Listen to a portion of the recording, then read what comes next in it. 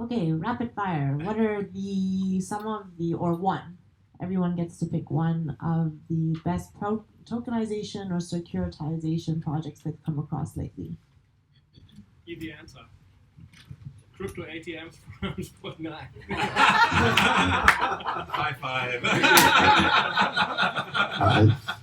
I think we didn't pay him for that, I promise you.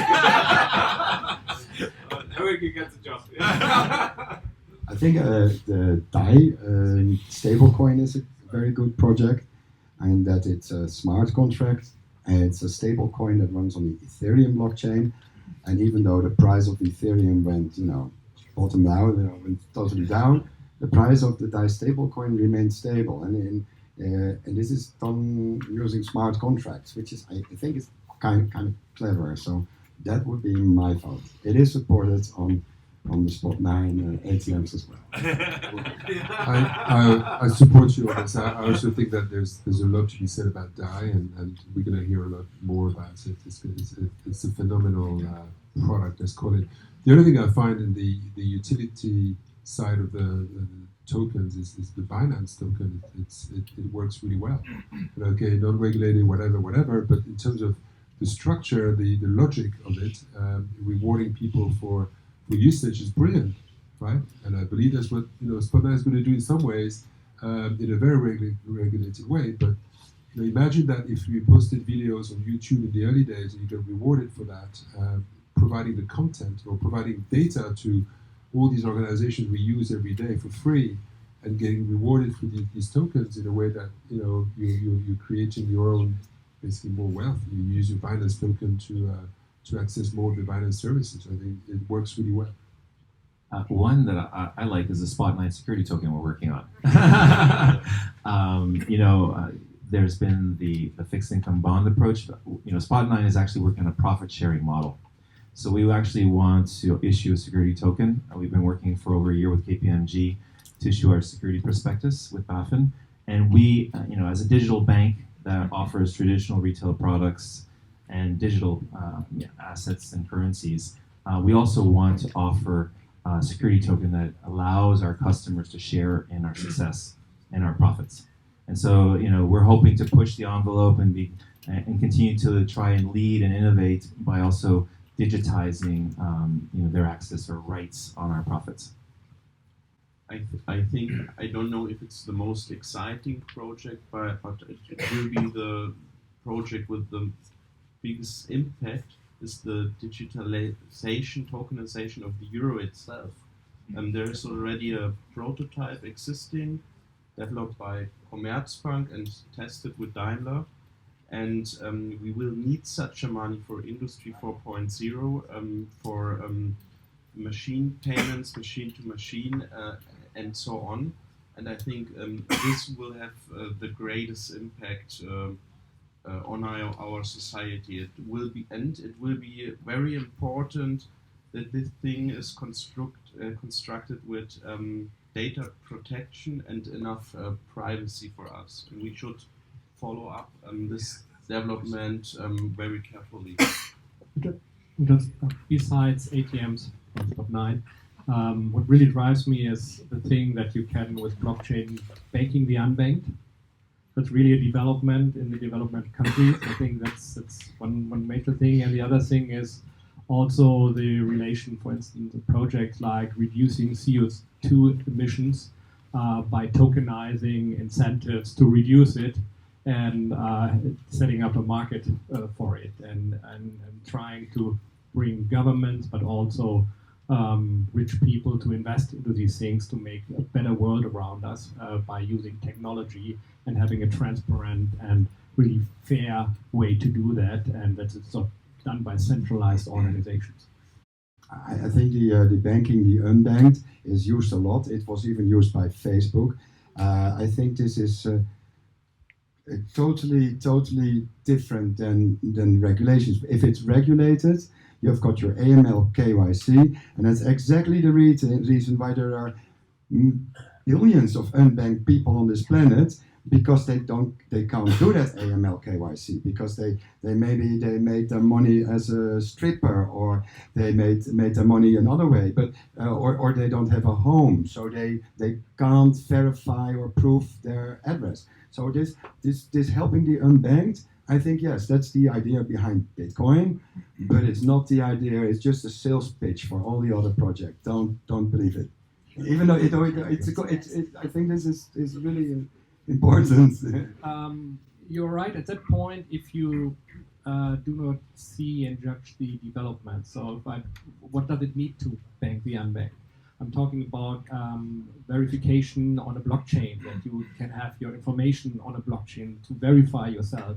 And just to solve these issues we have with KYC. So there are other models that enable us to verify ourselves on a blockchain, and that has to be done by the regulator to get rid of ID now and video identification and have smoother and more intelligent systems on that. And then we are getting closer to banking the unbanked.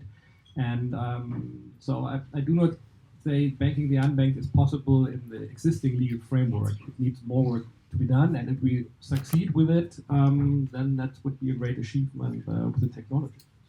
I wanted to comment on your updates with regards to Commerzbank's euro-backed stablecoin or digital currency. I could not agree with you more. I think one of the biggest, let's say, roadblocks is how we use money on the blockchain. So, if you think about a consortium like, Commerzbank working on a euro, let's say, stablecoin, I'd be curious to know, is it a private chain or blockchain? Is it controlled by that consortium, or does it have a DAO?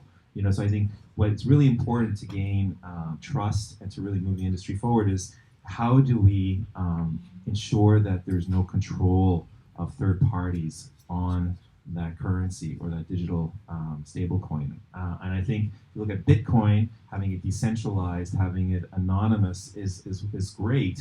But I think to move currencies forward, how do we ensure that governments, who are controlling currencies today and manipulating it, with devaluing it and all kinds of things that they do by issuing debt, how can we ensure that with digital currencies that control of money goes back to the people, just like how we use the blockchain maybe to help people control their own data or their own assets. So I think one of the things that I don't like about Libra is that it's being controlled and manipulated by Facebook, and I think the same thing goes with potentially consortiums, whether it's a bank or a company.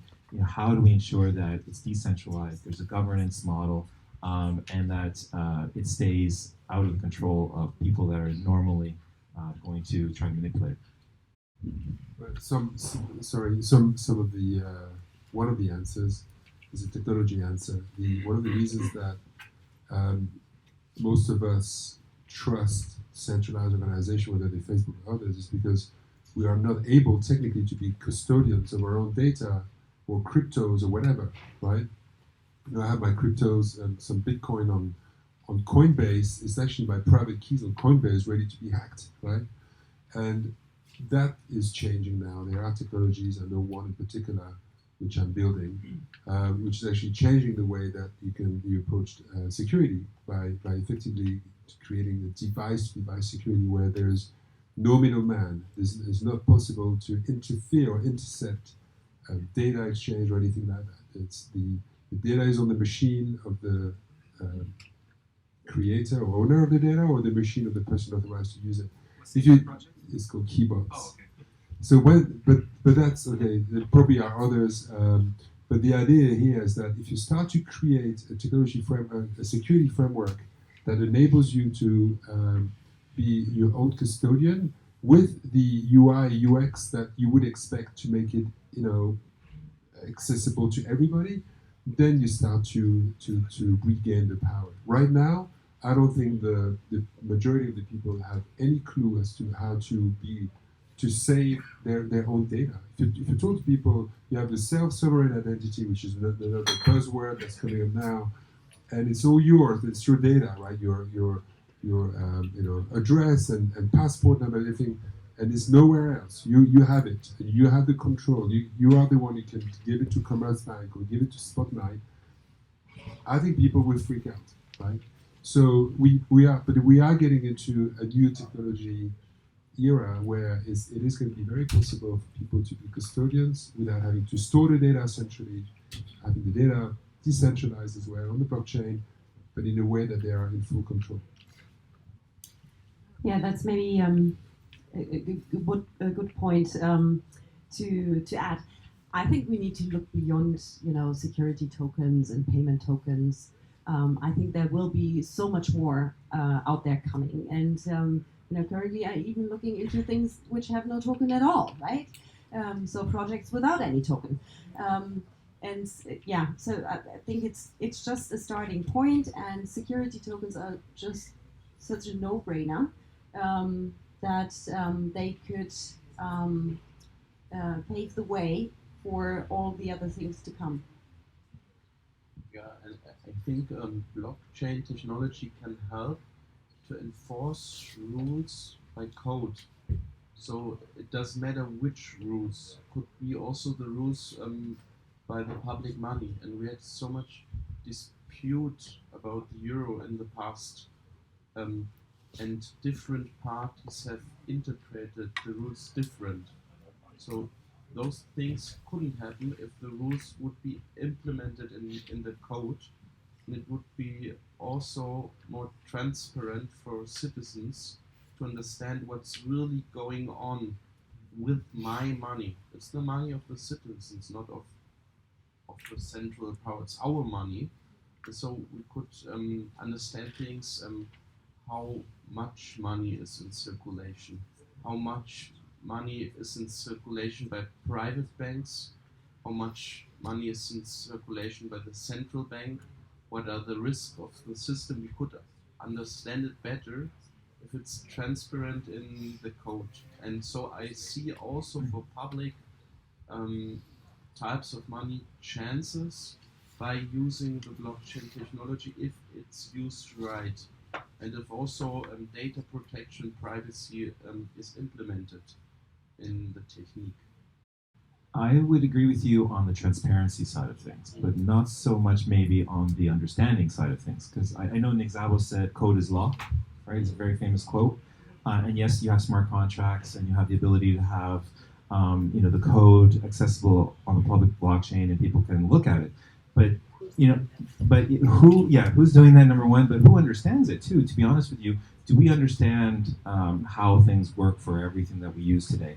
We use money, but do we really understand monetary policy and how central banks issue money, how they control it, how they devalue it, the economics behind it all? I would agree with you that it makes things more transparent and accessible and auditable, but I don't think it's going to help the general public really to understand everything that we do today from an asset perspective, a transaction perspective. So I think there's still going to be a need for some sort of controls and checks and governance, and keeping people honest with what they're doing. And so I would just add that point. I think it's just unrealistic that everybody could understand everything. It's like with a washing machine. I think everybody of us is using one, but nobody is really understanding how it works. But it's enough if some experts could have a look in the washing machine and then they compare them and you have Stiftung Warentest and all these things. And I think it will be the same with digital assets, cryptocurrencies, and so on. But it's important that there is the possibility to have a look inside how it works, and so experts could get access to it and can testify that it is like it is, and then the rest of the people can trust on their opinions. I think it will go like this.